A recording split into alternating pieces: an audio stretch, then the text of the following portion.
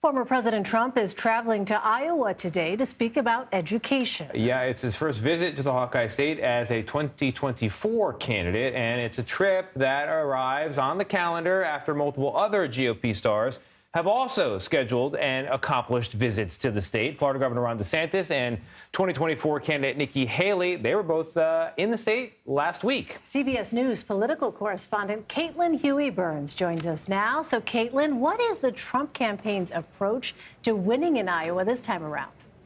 Hey, Elaine, good to see you. Well, former President Trump won Iowa twice in the presidential elections, but he actually has never won it in the caucuses, at least that first time that he ran in 2016. So his team is going to be taking a little bit of a different approach. Of course, he's coming back as a former president, but he's also going today to focus on a policy speech, specifically focused on education and kind of these culture wars that we're seeing Republicans really wade into. And this really could be an area where we're looking for whether he could go after Ron DeSantis. And DeSantis, of course, as governor of Florida, has really made this his kind of bread and butter and calling card in terms of what he's been focusing on in Florida. The other, differences are that, I was thinking back to 2016 when Trump campaigned in Iowa, and he campaigned kind of like a national candidate, a national campaign. Remember, he flew his helicopter into the Iowa State Fair and kind of, went against the traditional norms of campaigning in Iowa. Those, small, intimate living rooms where you're meeting voters face to face, shaking hands, trying to get people to actually turn out and caucus for you. He went the big rally route, and in 2016, that didn't pay off for him. Remember, Ted Cruz won that caucus. So we'll see if he kind of tailors his strategy this time around. Of course, he has a lot of competition.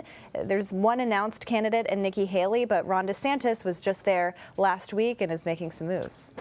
It's such a great point you make about 2016 and the helicopter effort and the big rallies, and then he lost Iowa. And the other thing that's significant about his loss there in the primaries to Ted Cruz is it was the first time in that cycle that he alleged voter fraud that was not proven by evidence after the fact. So also notable. On Red and Blue tonight, you'll be talking with the president of a polling firm about how Iowa voters are viewing the 2024 Republican candidates. What does the most recent polling tell us about who's up, who's down right now?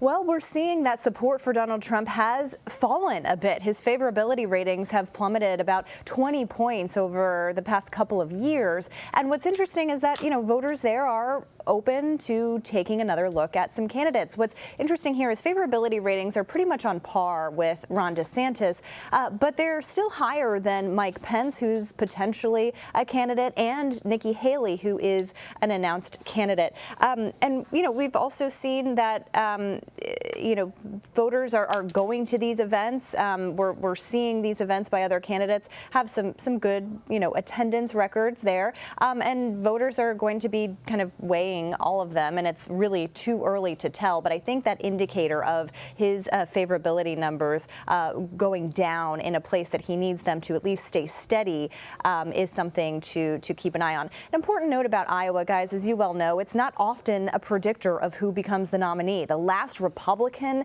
who won Iowa and became the nominee was George W. Bush in the year 2000. So it's been a while.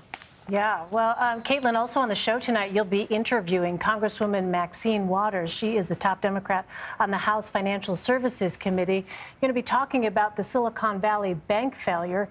Is there talk on Capitol Hill about new banking legislation?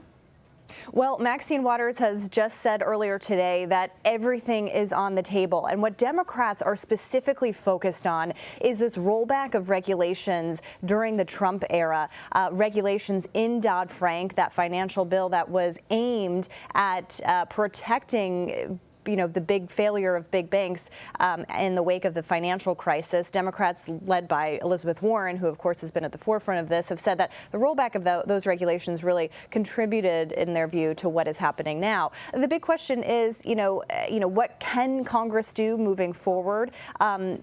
Democrats don't control the House anymore. Republicans do.